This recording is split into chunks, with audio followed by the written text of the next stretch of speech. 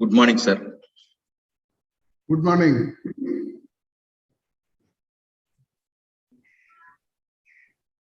Good morning, sir, from Hanover. Sir, our veterinary university director has joined. Huh? Our veterinary university Chennai director has joined. Good morning, sir. Good morning. Yeah, good morning to all of you. Good morning. Good morning, sir. Good morning, Mr. Singh. Good morning, sir. Hello.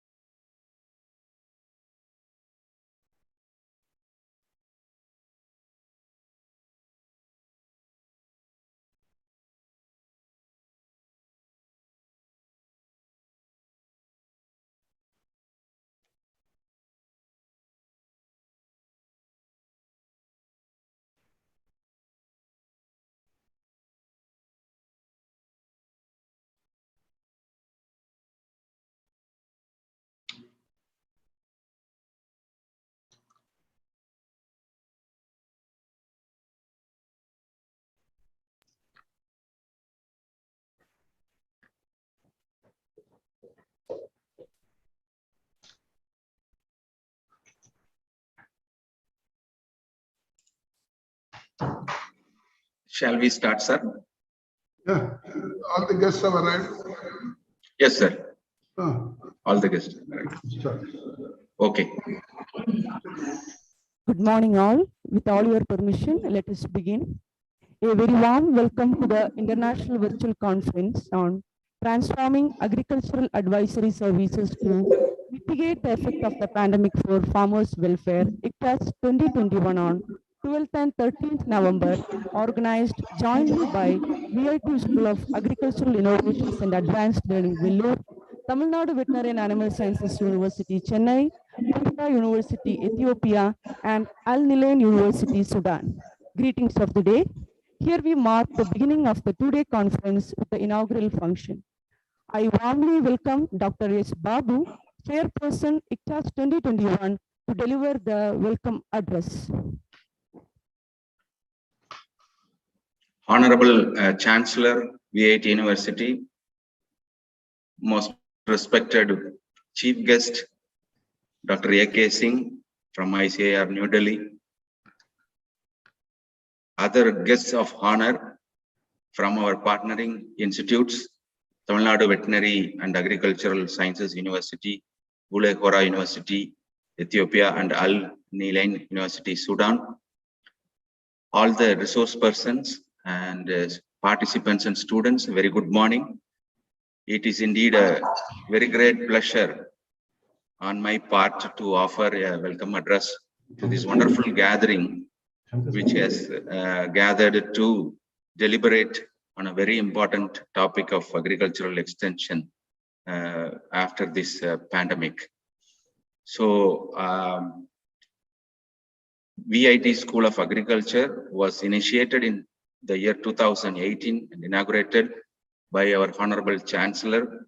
And hailing from the farming community, this has been a very important degree program and department for him, and well supported by the guidance of our Vice President, Mr. G.V. Selvam. Our school is flourishing and offering an undergraduate program in agriculture, following the guidelines and regulations of ICAR. So our Honorable Chancellor is our motivating force for all the activities of all of us here. And on behalf of all of us, I extend a wholehearted welcome to our Honorable Chancellor. Welcome you, sir. Thank you. The Prime Authority for Agricultural Extension in the country, Dr. A.K. Singh, has joined us today. And we are very much grateful to him and thankful for taking his time off and joining us as chief guest based on our invitation. And we have met Dr. A.K. Singh online in yet another program called Kisan Mitra, when VIT joined the Kisan Mitra program of the Office of Chief Scientific Advisor, Government of India, for translating the agro technologies all over the country to vernacular language. We are currently doing the Tamil translation and doing the programs. Even tomorrow we have a program of Kisan Mitra in Tamil. So Dr. A.K. Singh has been a very inspiring person for the agricultural extension and all other activities through ICAR. I sincerely thank him for joining, and I extend a wholehearted welcome to Dr. A.K. Singh as well. Welcome you, sir. Our guests of honor, Director of Extension Education, TANUAS, Dr. N.K. Sudeep Kumar, Dean College of Agricultural Sciences, Bule Hora University, Ethiopia, Mr. Guguse Godana Galgao, Dr. Maheswaran, the Associate Dean of the Bule Hora University, Ethiopia, Dr. Nazib Ibrahim from the Al Nilain University, Sudan. They are our guests of honors, and I extend a warm welcome to all of them and sincerely thank them for joining us today for this inaugural session. I also welcome all the resource persons. To mention a few, Dr. Saravana Raj, the Director of the Manage Hyderabad, and professors from the Tamil Nadu Agricultural University, TANUAS, then ICR Institutes, NAM, etc. And we have the Dr. Sendil Kumar from Yerkai Tech Lab Private Limited, and higher officials of the TVS Foundation and Trust, and also the ICICI Foundation for all our partners. So they are going to discuss on various topics related to the transforming agricultural advisory services to mitigate the effects of the pandemic for farmers' welfare. I extend a warm welcome to all the colleagues and from the agricultural school in VIT and also other schools, the faculty members, research scholars and participants from India and other countries as well, and all the students who have joined us. I welcome every one of you and wish the conference a grand success. Thank you very much. Thank you, sir. I request Dr. Paul Monsing, Organizing Secretary, ICTAAS 2021, to brief about the conference.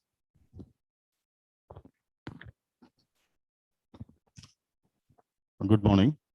The most respected dignitaries, Honorable Chancellor, Vellore Institute of Technology, most respected Deputy Director General, Indian Council of Agricultural Research, the Dean School of Agriculture, VIT, the organizing secretaries, professors from various institutions, my dear colleagues, research scholars, and student friends. I am pleased to present the details about the conference. The dynamic world demands everything to change and move, which is applicable to agricultural advisory services too. The transformation of agricultural advisory services is vital for improving the welfare of the farmers. Before independence, the extension efforts were carried out by individuals and organized in an isolated manner.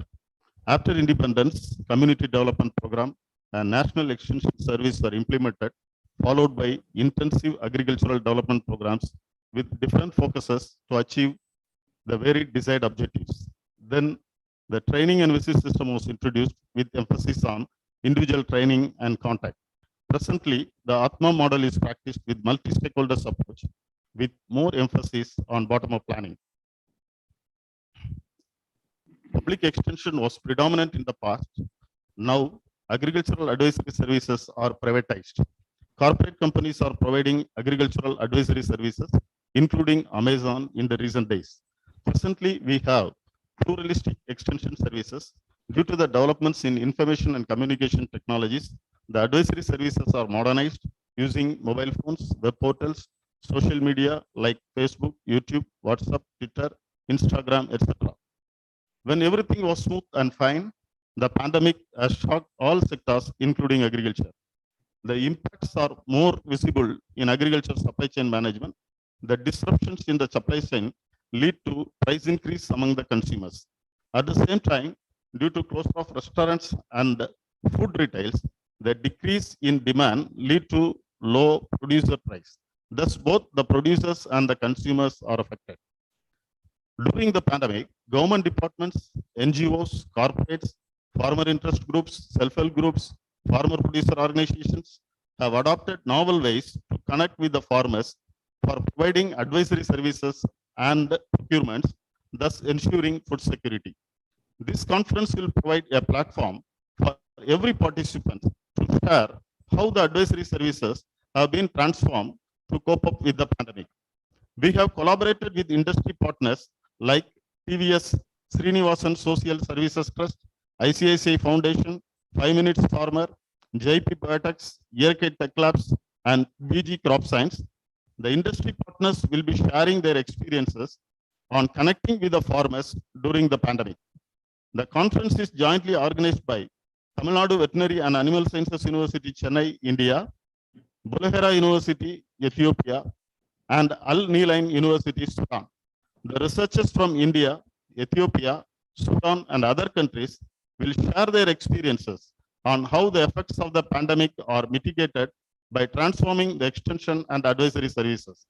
Thus, the conference will serve as a platform of knowledge sharing among academicians, researchers from different countries, and industrial partners. This conference will methodically and systematically arrive on appropriate solutions for the emerging problems of the post-pandemic world. Thank you.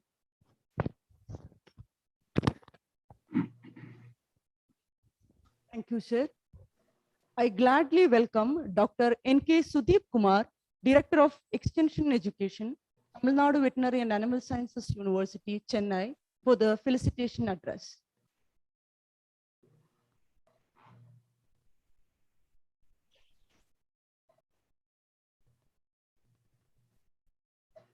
Good morning, one and all.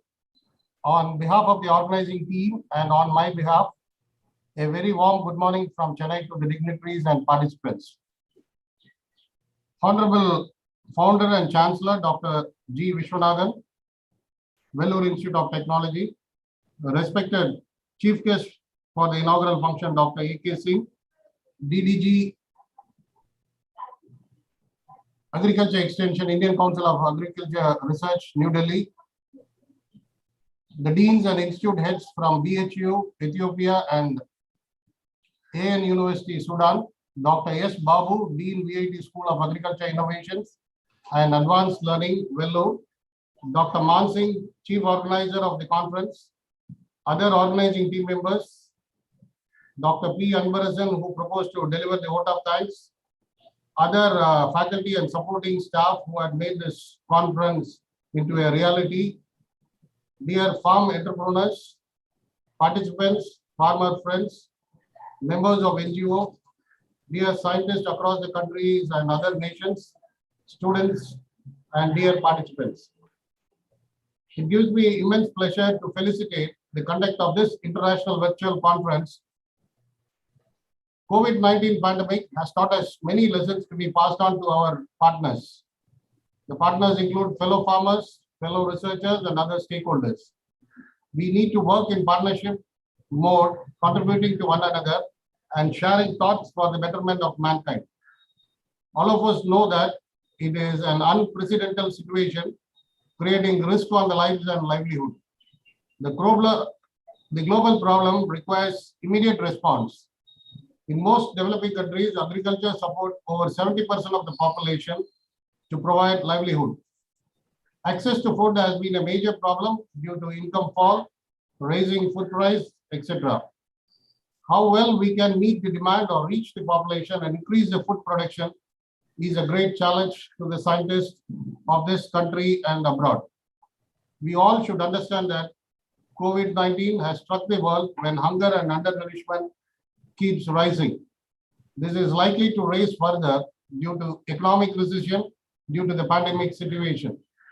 This has a long-term implication for the future and continue to present a setback to the global efforts to attain zero hunger.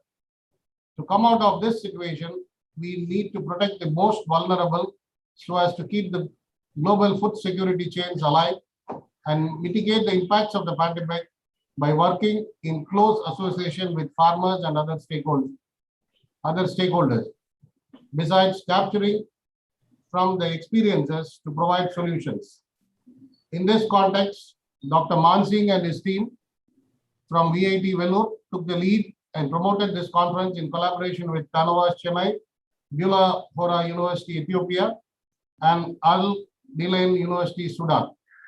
I congratulate his efforts in bringing together all the researchers in this field over different nations and places to participate and interact in this international conference, which has 6 major themes.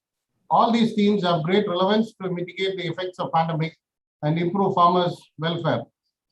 Happy to know that over 300 scientists have registered today, and we expect over 60 papers to be presented in these 2 days. The themes are highly relevant for the scientists to share their thoughts, and we look forward for a better interaction and learning process. The outcome of the conference would pave way to guide the university teachers, researchers, extensionists, and development practitioners to implement necessary policy initiative and intervention for inclusive and equitable growth of the distressed section of the society.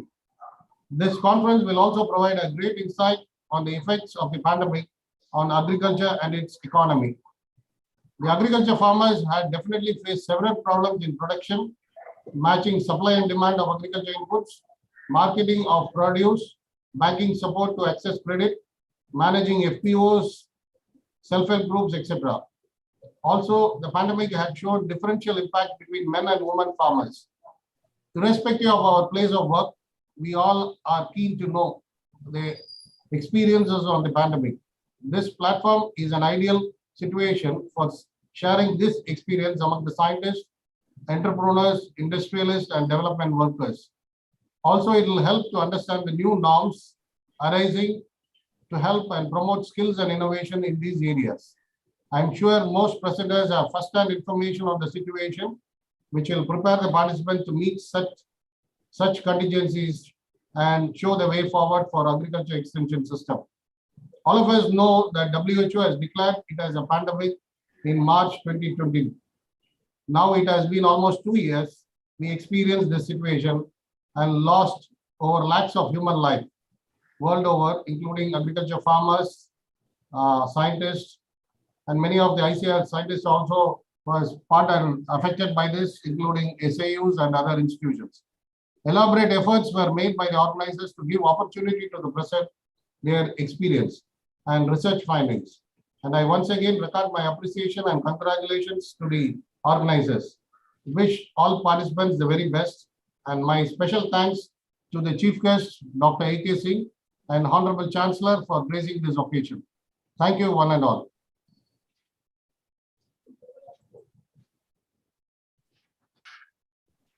Thank you, sir. I gladly welcome Mr. Nuguse Kodana Galgalo, Dean, College of Agricultural Sciences, Bulahera University, Ethiopia, for the felicitation address. I gladly welcome Dr. M. Maheshwaran, Associate Dean, Bulahera University, Ethiopia, for the felicitation address.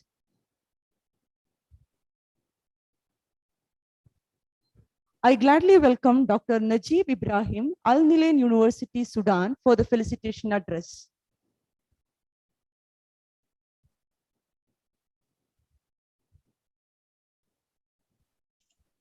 They have not joined. Sir, actually, they are facing some connectivity problems in their place. Najib sir is in line. Sir, Najib sir. Najib Ibrahim Bakrit. Yes, sir. Okay. Yes, sir. Continue. Thank you. Good morning, honorable participants, all of you. It is a happy coincidence that this conference comes closer in time to the climate summit in Glasgow. We also saw the Indian Prime Minister Modi commitments to the summit for zero emissions by 2050. This is no surprise from a nation who created the Green Revolution. The agricultural extension system transformation is also such an international issue.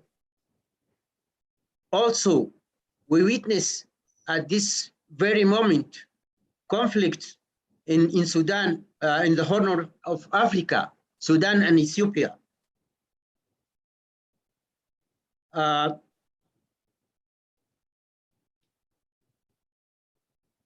Transformation of extension approaches are closely related to these issues because one important principle of extension education is democracy.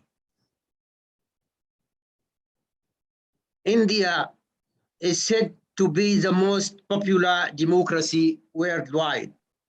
So we need to learn from the Indian wisdom. I would like to praise the organizers of this conference for making us air our voices, share experiences in the post-pandemic era, and cope with digital agriculture. I would like to mention Dr. Paul Massing for doing every effort to make us come on board, the work done by Dr. Nisha, and the role played by the Indian consulate in Khartoum. Thank you. Thank you, sir.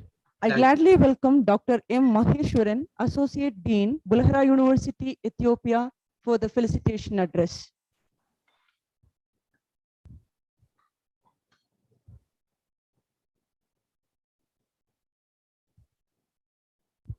Thank you.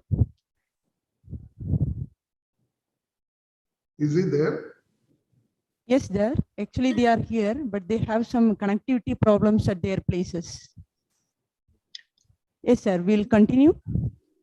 We are extremely delighted to have Dr. G. Vishwanathan, the Chancellor, Vellore Institute of Technology, who founded Vellore Engineering College in 1984 at Vellore with an intake of 180 students, which has now evolved into a university that offers world-class education to around 33,000 students across the globe, including 41 different countries, with the status of Institution of Eminence, the only private institution of India in Shanghai ranking 2021, and being recognized as the #1 private university for innovation by Atal ranking of institutions on innovation achievements by Government of India under the visionary leadership of the Chancellor.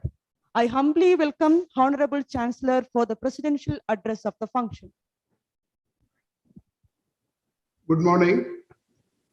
Our chief guest of today, Dr. A.K. Singh, Deputy Director General of the Indian Council of Agricultural Research, Government of India, the Director of the Tamil Nadu Veterinary and Animal Sciences University, Dr. Sudeep Kumar, Dr. Babu, the chairperson and also the head of the Department of School of Agriculture, Vellore Institute of Technology, the Dean of the College of Agricultural Sciences, Bulhora University, Ethiopia, Dr. Maheswaran, Associate Dean of Ethiopia, and these participants from Sudan and other parts of India, and our professors who are participating in this today's function, and other registered participants, very good morning to you. I am so happy that our School of Agriculture has joined with the other universities and particularly Tamil Nadu Veterinary and Animal Sciences University in conducting this conference at a very appropriate time.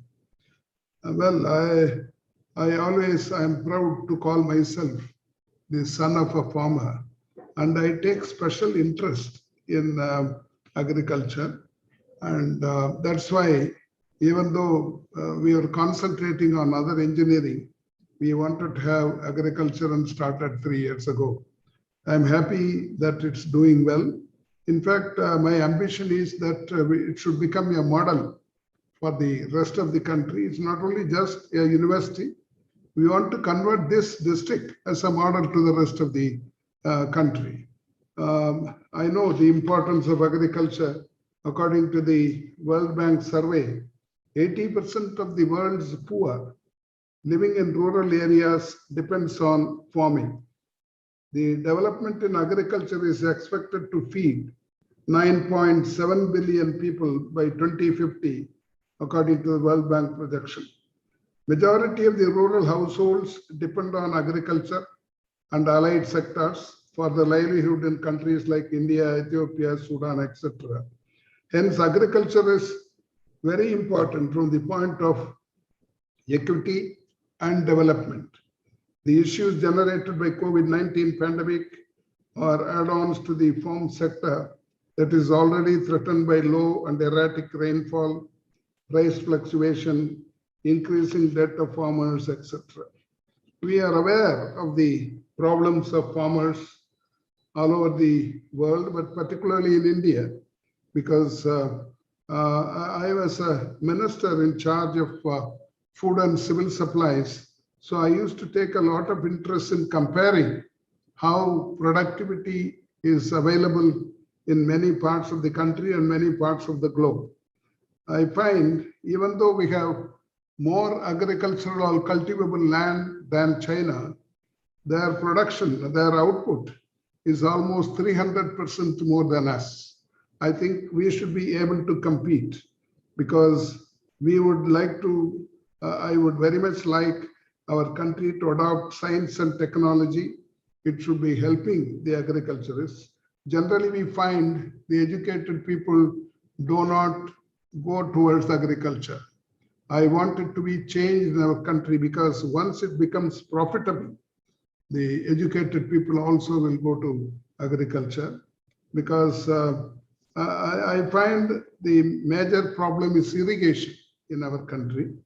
And whenever we have good rains, we must be able to utilize it, store it, and then use for other times. For example, Tamil Nadu, we have a lot of rains now, but how much rainwater is stored in our tanks? We have more than 40,000 tanks and lakes in Tamil Nadu.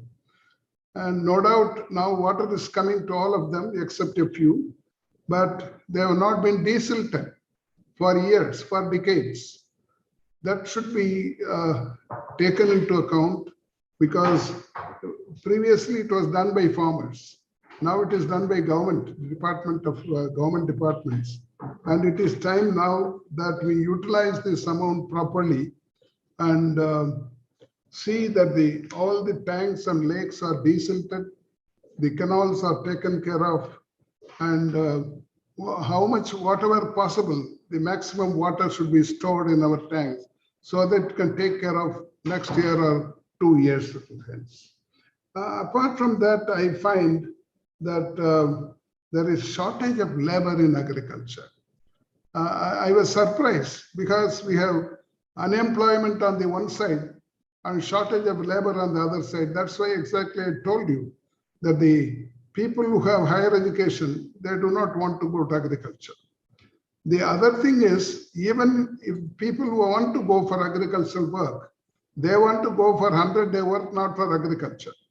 Because this scheme of in the name of Mahatma Gandhi National Rural Employment Scheme or 100-day work, it goes against the interest of agriculture now. It's a strange thing, but it is happening. I would very much like the central government and the state governments to concentrate on this. Why people prefer 100-day work but not go, they don't go to regular agricultural work, because we are cheating ourselves. I want this to be taken seriously so that they will get their income, but at the same time it will be used for agricultural purposes, especially taking care of the rivers, tanks, lakes, canals, etc. It's a very serious thing. I would very much like all the governments to bestow enough attention on this. And I would very much like all the agricultural schools to take to research so that the farmers will get the benefit. Now it's no longer a profitable one, and I want it shouldn't become, because the productivity which is increased, per acre yield has to be increased, and whatever possible we have to do. For example, let us see Israel, where they use entire science and technology for agriculture, towards agriculture, and the use of water is the minimum in that country. They use less water and produce more food products or other agricultural products. That's what we want ultimately in many parts of this country. And I would very much like, of course, Dr. Singh is there, who represents the ICAR Government of India. We should bestow much attention to this, and we should have enough expertise available from those countries to be made available to our students and universities and colleges, so that ultimately the benefit will go to the farmers. And I know farmers have many problems. They commit suicide. There is no other profession where people commit suicide. It happens only in agriculture because they are honest people. This cannot happen. We cannot afford to lose our farmers, thousands and thousands of them for the last so many years. These are all problems where we have to take care of. I don't know whether this problem exists in Sudan and Ethiopia, but in our country it is happening, and their problems has to be resolved. And whatever it is, we have to discuss with them, find out a solution so that the farmers should go to the fields and take care of, instead of agitating in the cities and roads. I am happy that all the professors from various parts of the country are joined. And also I thank Dr. Singh to accept our invitation to be the chief guest for today's function. Thank you very much. Thank you for the insight, sir. We are pleased to have Dr. A.K. Singh, respected Deputy Director General, Agricultural Extension, Indian Council of Agriculture Research under Ministry of Agriculture and Farmers Welfare, Government of India, the man behind the initiatives Farmers First program, attracting and retaining youth in agriculture, Mera Ghav, Mera Gaurav, extramural research grant, and the new 4 initiatives like Value Addition and Technology Incubation Center Agriculture, Knowledge System and Homestead Agricultural Management in Tribal Areas, Nutri-Sensitive Agricultural Resources and Innovations, and Farm Innovation and Resource Management, ICT initiatives including virtual KVKs, KVK Net, and mobile-based agro-advisory through M-Kisan portal covering 1 crore farmers. I humbly invite the respected Deputy Director General for the inaugural address of the function. Thank you very much. Honorable Chancellor, Vellore Institute of Technology, respected Dr. G. Viswanathan ji. A very distinguished guest, Dr. N.K. Sudeep Kumar, Director Extension Education, Tanwas, Chennai.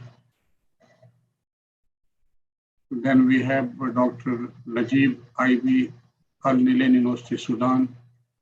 our colleagues and guests from Ethiopia might be not joining because of some reasons. Dr. S. Babu, Dean, and Dr. J. Pal Mansingh, the organizing secretary, and other organizing secretary, also Dr.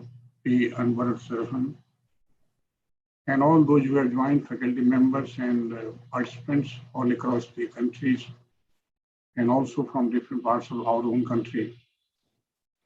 I, on behalf of Indian Council of Agriculture Research, welcome all of you. I'm especially grateful to the organizers, especially Dr. Sudeep Kumar, who made it possible to join this platform, very important one.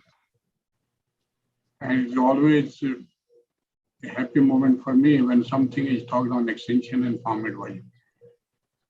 The subject which we are dealing and Indian Council of Agriculture Research, though it's a research organization, but does a lot of extension. And many will not believe, those who are from our colleagues from other countries, that we have got an extension network of Krishi Vigyan Kendraj farm science centers, which are established in all the districts, 726 in the entire country.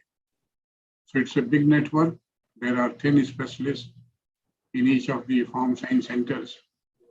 And we say that they are meant for the frontline extension, not the main extension reaching to everyone, but reaching to few lead farmers, maybe some villages, and also making hand-holding for the development officials who are working for the larger group of farmers. So that is the way we have been working from Indian Council of Agriculture Research. And always we think at the national level that research, education, and extension, all three are the integral parts to work with the farm sector. And that is how it has grown over time in India. And we find that we are quite successful when we look towards, in 1950, it was 50 million tons, and now we are producing almost 308 million tons. So huge jump we have made over time. And it's a surplus country in food grains production, except edible oils. Largely we claim it, and last 5-6 years, there has been a revolution in pulses production also, and almost 6 to 7 million tons more pulses have been produced in our country, reducing the imports which we used to make earlier. So there has been a jump, and I will take a pride to say that the COVID did not affect much on agricultural production in India. Maybe that the settings in the rural areas are a little bit, you can say, widespread and open one. COVID was not that much in the rural sectors. And the government also came with the policies. Even when the lockdown was there, the government came with the policy to open all those shops and establishments which are related to farmers, and all those, you can say, lending and others would happen properly and in time. So that is how a kind of facilitation was made by the Government of India. And I will also like to cite that the Government of India and Indian Council of Agriculture Research came with the agricultural advisories, what to do and what not to do in the field of agricultural operations when COVID is there. And it was done very meticulously, since we have got networks all across the country. A mention was made about the M-Kisan portal. We have got 50 million farmers registered on it. And all those 50 million farmers are serviced by our Krishi Vigyan Kendraj farm science centers. So at a time, we can send message to almost 50% of the farmer in this country. And from farmer to other farmer, it goes. So messages spread very quickly. And that is a system created at the national level, pan-India, covering all the districts, all the states, and we are making dent into that. Nevertheless, when the first COVID infestation started, the first phase, there was losses reported in terms of, you can say, harvesting of flowers. At most, it was affected. And then fruits, vegetables also, it was affected, not much to the grains, but definitely food, fruits, vegetables, and flower cultivation, its harvesting suffered. and farmers could be compensated. But second phase, somehow, it was not affected at all. You can say largely it was not affected, the figures which we have from different pockets of the country.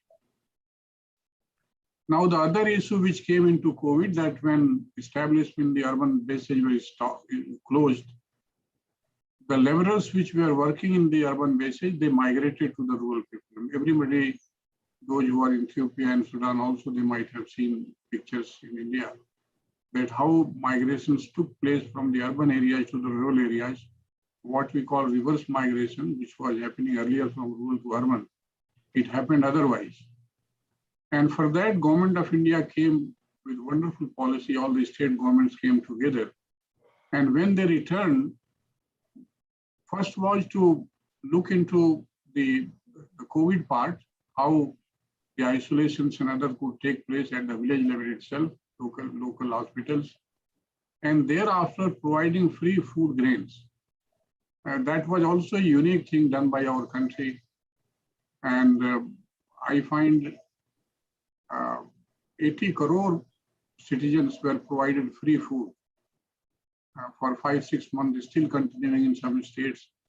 So that is how the Government of India came up, and it all happened because agriculture was in a good position. We had a lot of buffer stocks, almost 3 times more than what we need in a country like us, with 130 million crores of, you can say, citizens. So since agriculture was robust, we had a lot of food grains in buffer stock.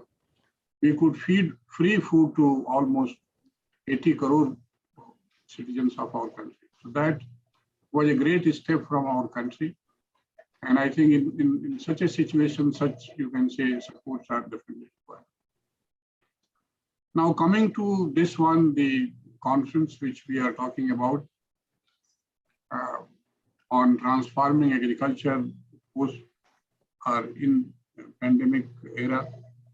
And I find that the themes which are given here are very important ones on which we have to dwell. And I am very much sure that those who are joining, they will come up with a lot of ideas which can really build the kind of strategy which is required.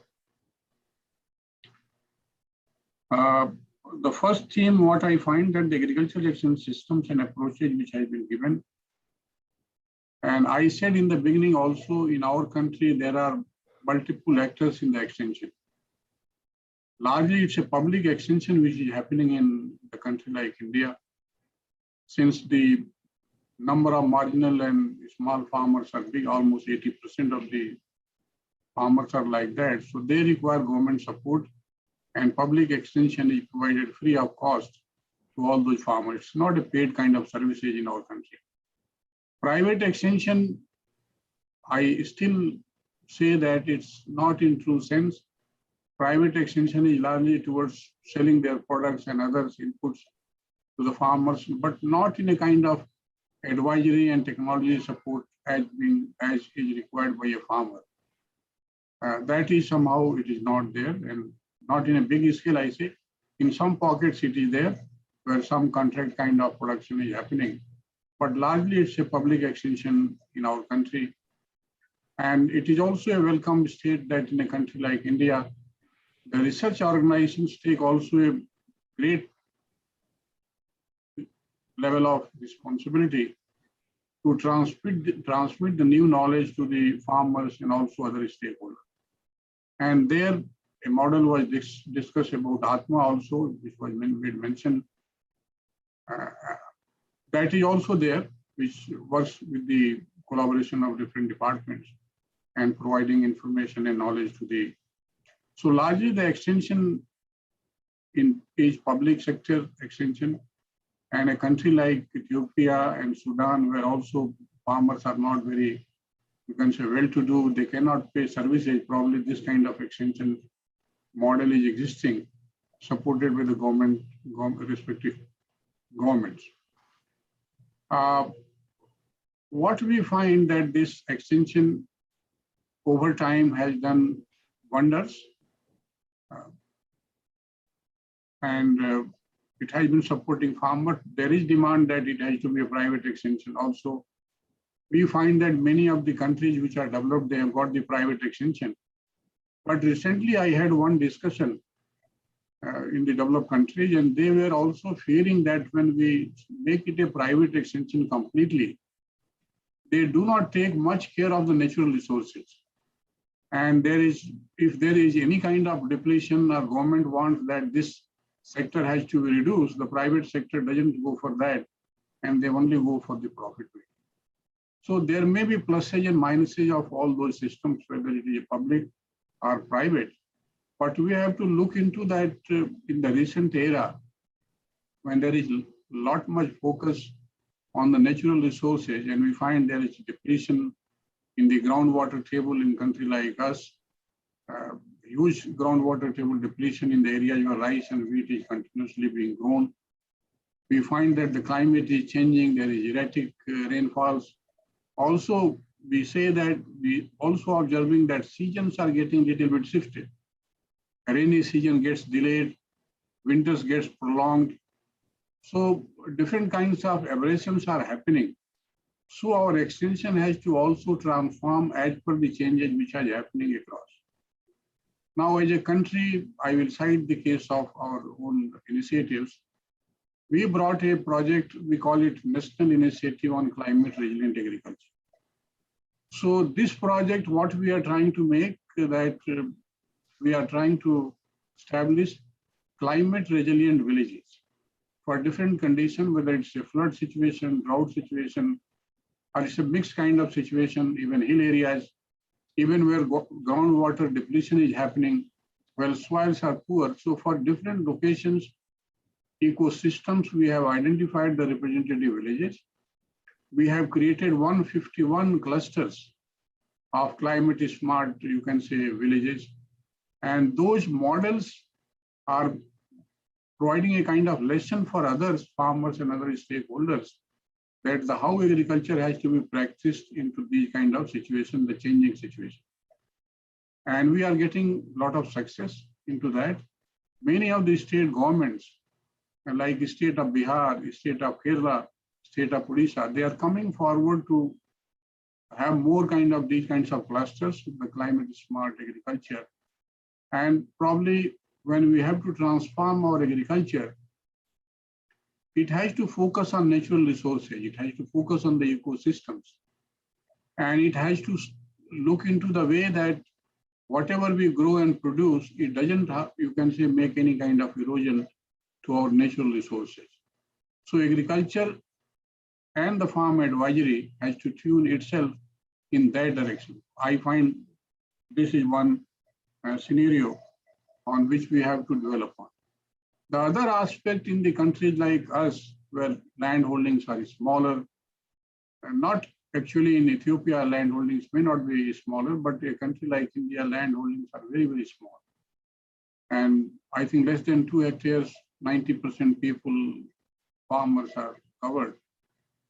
So for that, other day, a question came to me that how many family farmers are there in a country like India?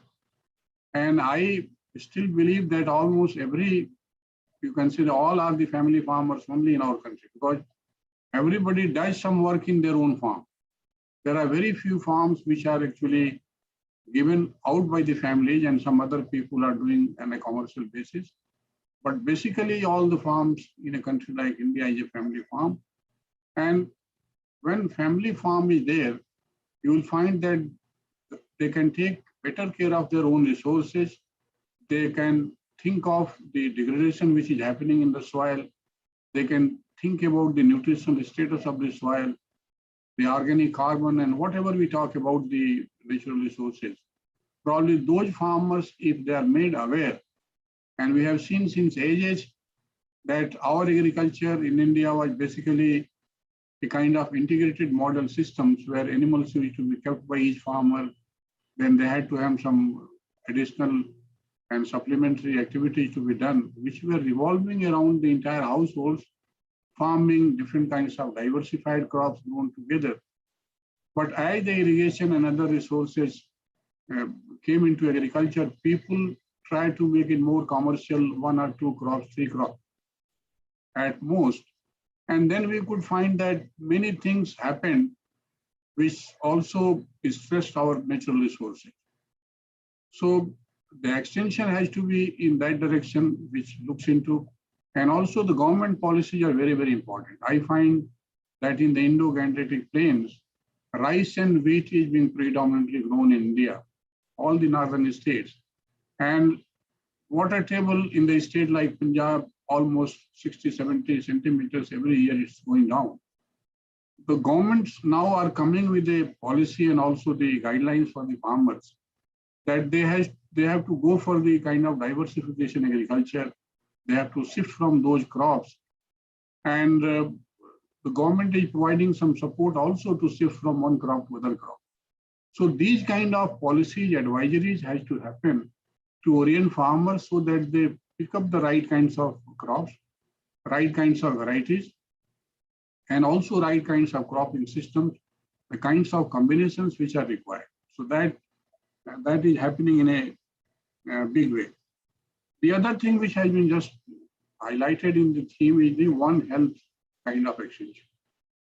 And when we talk about the One Health, we say that the soil, the water, the plant and human health, all health has to be looked into one perspective. And our agriculture has to deal in such a way that whatever we are advising for the soil application, ultimately it will be translated to the plants to the grains, and from grains to the humans.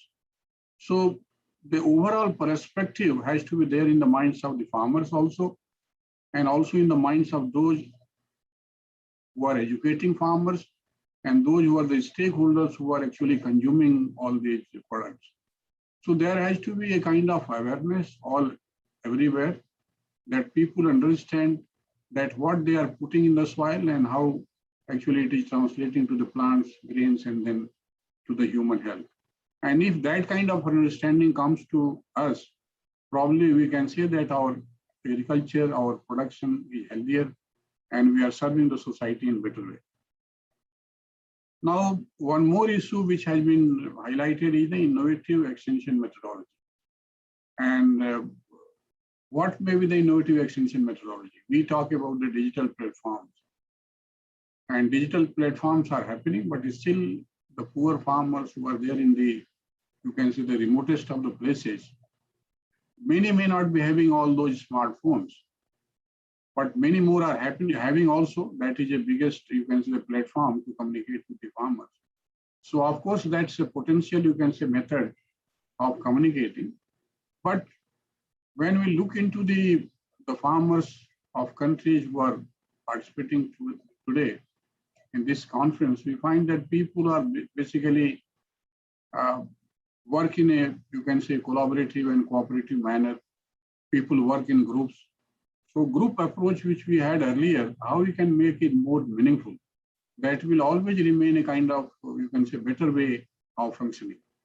And Government of India came with a program of farmers producer organizations, 10,000 to be established in the country. And this is being visualized as one model where the facilitation for production, input management, aggregation, marketing, everything could happen through one, you can say, platform. And in one farmers organization, huge number of farmers can be associated. The government has also come with a policy of one district, one product. And if that one district, one product and FPOs are linked together, maybe 2-3 FPOs in each district. If you look into the number of districts in our country and the number of FPOs which are being promoted, we can definitely have 4-5 FPOs, maybe even 10 FPOs in each of the districts, more than 10 rather. So if 10 FPOs are created on different clusters, and those clusters are developed in a way, and those FPOs are linked with the research organizations and institutions which have got the knowledge base, probably this kind of model for a small farmer can make wonders, I suppose, as of now. And that is what it is required for the small and poor farmers. So one mention was also made by Honorable Chairperson. I would like to make some point on that, that the productivity is quite low as compared to other countries of many of the commodities. But if you look into some of the commodities like maize, and if you compare the productivity of Bihar Rabi maize, I mean winter maize, to the maize of productivity of USA, it's almost similar. There is no difference in the maize productivity of winter maize, simply because maize used to be cultivated into the summer season and rainy season in our country, not much in the winter season. So productivity used to be lesser, and we could not compete with the other countries. If you look towards the productivity of wheat of Haryana and Punjab, it is more than 5 tons per hectare, and it's matched with any other country. So wherever resources have been created, farmers are aware, we can harness that productivity, which is there in the other country. The other bottleneck in our country, what I personally feel, when we calculate one commodity with the other commodity, we compare. Because in our area, you can say it's not a cooler climate. Crop seasons are very, you can say, short. And if crop seasons are short, maybe 3-4 months are only available for a crop to be grown. We cannot have longer because there is a hotter days. Crop cannot be, wheat cannot be grown in the, you can say, hot climate. So length of crop growing is reduced. So the productivity is also reduced. That is another. But if you look into the entire season, we have got the districts where 4 crops are being grown in 1 year. But those who are country who are growing more wheat, but they are growing only 1 crop in a year. So if you calculate 1 crop with the 4 crops what we are growing, our productivity is comparable to any other country. If you look into the 2-3 crops, wherever we have been able to make it, that is quite comparable one. But at the same time, there is a lot of difference in the national averages and average of the farmers, the best of the farmers who are producing, and also the averages which is there in the frontline demonstrations organized by the scientists and the kinds of productivity levels which we are harnessing. So there are gaps which has to be definitely filled up, and for that we have to come up with the different kinds of policy. The market is another area which has to be definitely addressed. When we look into, the government of India came with electronic platforms and more than 1,000 markets were electronically linked, so that anybody from anywhere, they could place their product there. And as was mentioned by some of our speakers earlier, that the platform of Amazon is going to come. And I get fascinated when cow dung cake is being sold on the Amazon platform. Some of the farmers, they are so much, you can say, aware and enthusiastic that they are trying to sell their produce. I find that the mustard oil, which is maybe 150 rupees sold per liter, if the same oil goes on the Amazon platform and 00, you can say, those potential, those quality mustard varieties which has come up from Pusa, it is being sold more than 900 per liter on the Amazon platform. Same oil which is being sold in the market at rupees 150. So, but that, I mean to say, what is happening on the Amazon platform, if it start happening, can Amazon kind of platform provide inputs at the doorstep as it is providing in the urban areas? So that has to happen, one thing. The second thing is that whatever they are producing, can it be bought back? That is another one. And I find some of the platforms which are coming, e-farms is another platform which is trying to provide input support. They are selling through their platforms. They are trying to buy back from the farmers. We find many of the institutions of ICR also, they are selling their seeds also online. So all these, if you start happening, and we find the youth are getting more, you can say, knowledgeable, more informed about agriculture and all these IT platforms, they will be able to access all those information and inputs from different sources. And agriculture, we assume, will be more profitable in the years to come.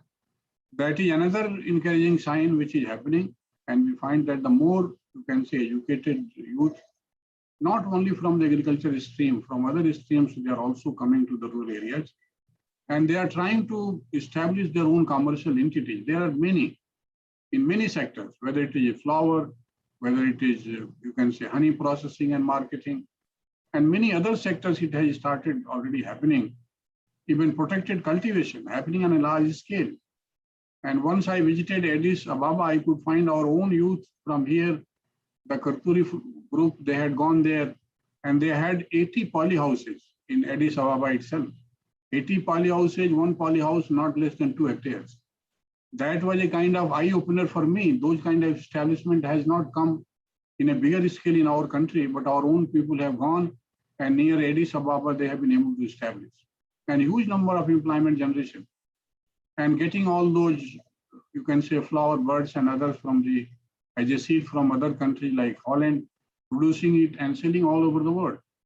So those kinds of models has to happen in our country. I find that the many incubation and startups are happening, but still the agricultural institutions which are there, they have to work as actually incubation centers. That is not there much.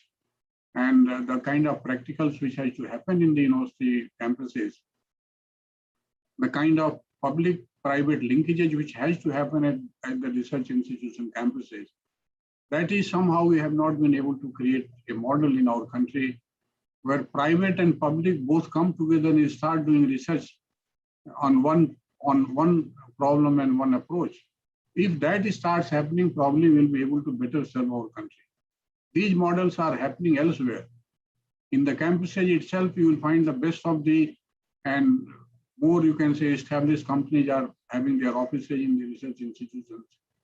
And a kind of collaborative research and development programs are happening. So those models we need to create in our own campuses also. That is what I find. The government of India has come up with many kind of agribusiness initiatives, and 200,000 of micro food enterprises to be established in our country. And if you look into its, you can say, spread, if it happens, probably the model which we have been talking about, processing, value addition, and linking with the supply chains, that may happen in the years to come. And that has to happen very soon. Processing and value addition is another area we find in our regions, it is quite lagging behind. The other aspect which is very, very important, that how there can be a cooperative, you can say, or collaborative work with the countries like India and Africa. And in past, certain teams from both the regions have visited each other. I myself went to Ethiopia, and there was an interest from Ethiopia government that can we establish some farm science centers in Ethiopia. We also identified certain locations. The kind of models which we have, where the best of the technologies goes from all the institutions and then given to the farmers firsthand. And that is why you will find that the technologies which are generated goes very quickly to the farmers in our country, because we have got this kind of network. So if this kind of collaboration happens, the kinds of farm implements, equipments which we have, and can we have a linkage with the South African governments, and we could make it available in those countries on a faster track, so that it can help each other. That is what I could find. Then one more area I would like to mention, that in the years to come, you will find, and even today, that people want that there has to be less dependence on chemicals. And if you have to make our agriculture and the entire farm advisory into that direction, we have to have the kind of quality inputs and also the kind of quality advisories which are required. Indian Council of Agriculture Research has come up with more than 70 models of organic farming. So those organic farming models for different crops, commodities are already available. It can be upscaled. It can be upscaled in different ecosystems. Similarly, to address the, you can say, and also the small farmers issue, number of integrated farming system modules, more than 50, they are also in place. Technological modules are already available. And that can be again given to all the, you can say, rural sectors and others. And I find that one encouraging information comes from the state of Kerala, that they have established more than 13,000 and these integrated farming system models. We find that the newer models can be definitely established in different regions, whether it's drought affected areas or flood affected areas. There are different kinds of models which can be actually propagated. We at USA, Delhi, we have established one at our own institution, 1 hectare model.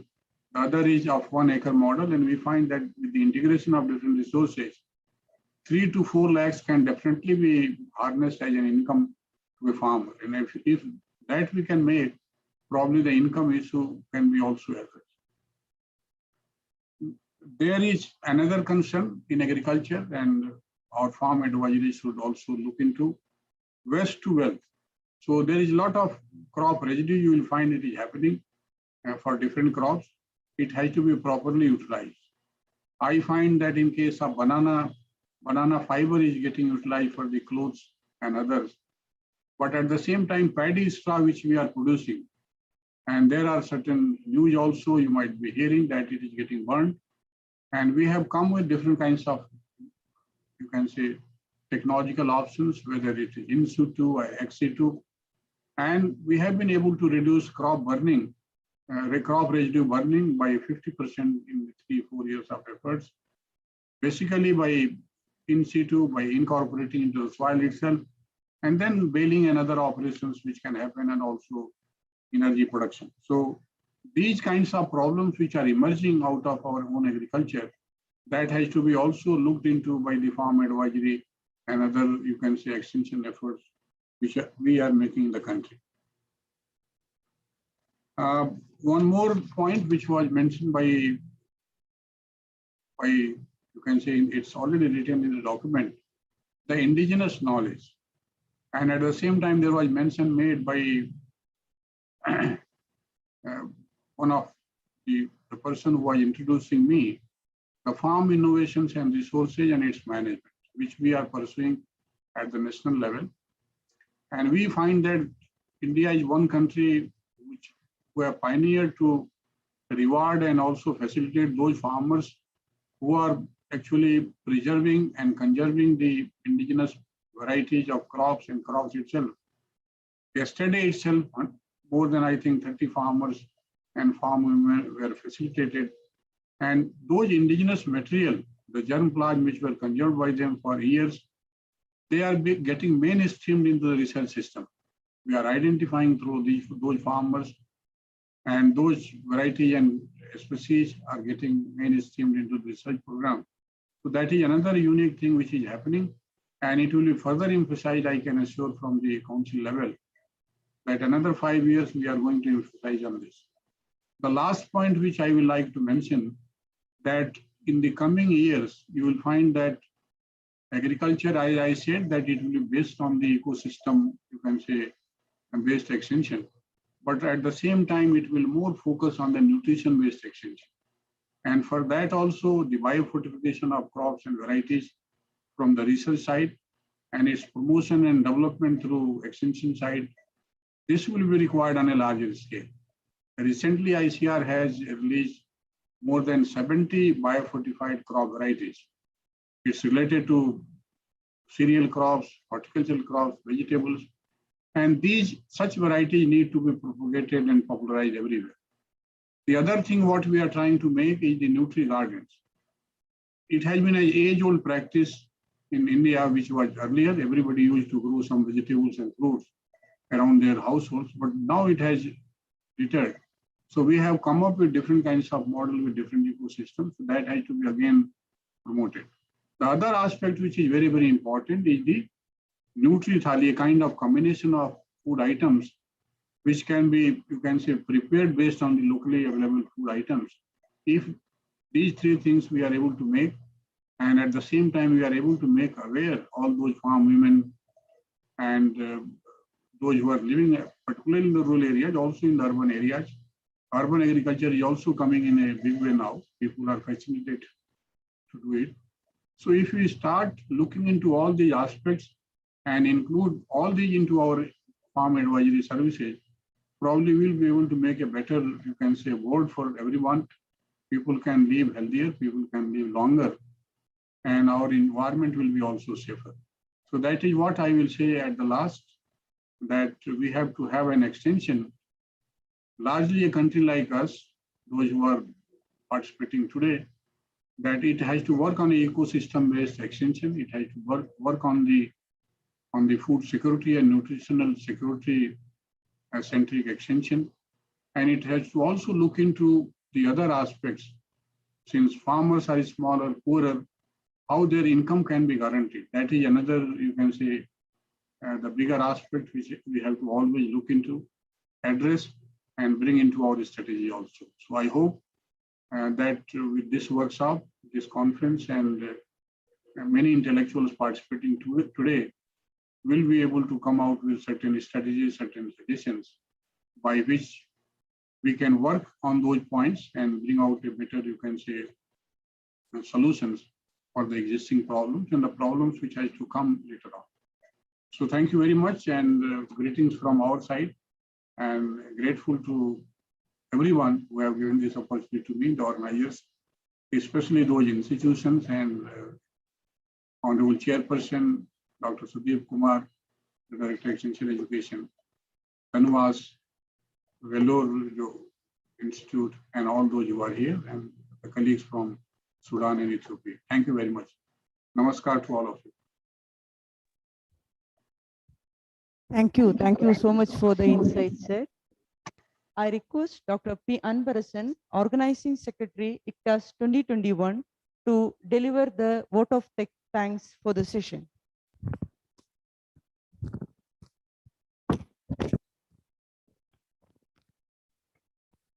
Honorable Chancellor, Sir, VIT University, the most respected Deputy Director General, Agricultural Extension, ICAR, New Delhi, and the respected Dean, Sir, while VIT University, and the other ICTAAS conference organizing secretaries and the participants.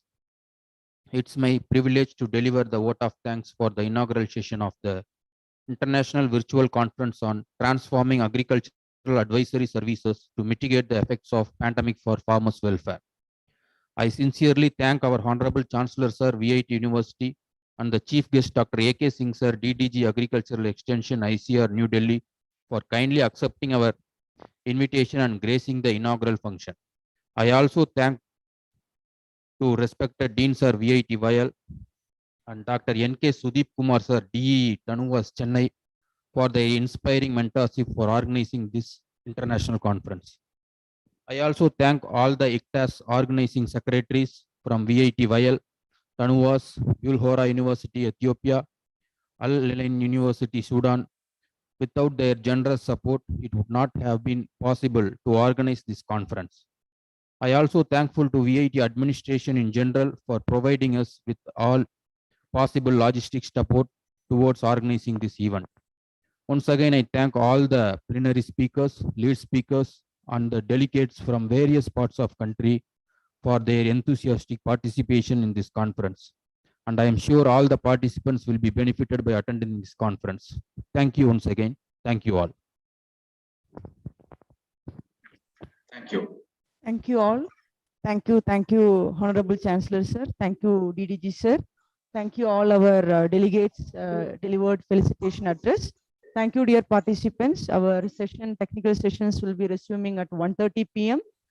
Kindly join at 1:15 p.m. for your presentation. Wishing a very best success in the conference.